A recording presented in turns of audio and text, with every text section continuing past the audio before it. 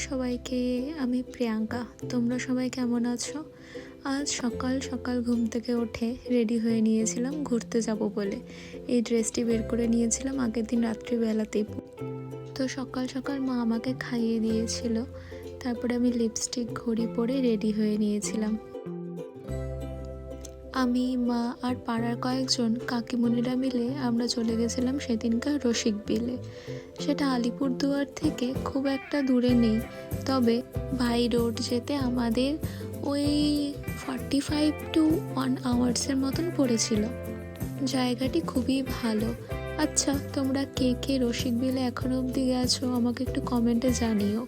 আশা করি আলিপুরদুয়ারে যারা লোকজন আছেন তারা বেশিরভাগই রসিক বিলে গেছেন। ওখানে অনেক রকমের পাখি, বানর, বাঘ, হরিণ, সাপ সবই ছিল। খুবই ভালো ছিল জায়গাটা।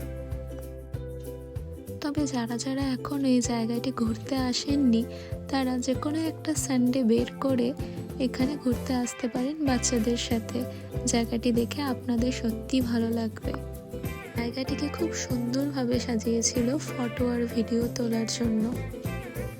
ওখানে আখের রস, পেয়ারা মাখা খেয়ে আমরা বেরিয়ে গিয়েছিলাম আরেকটি জায়গায় যাব বলে।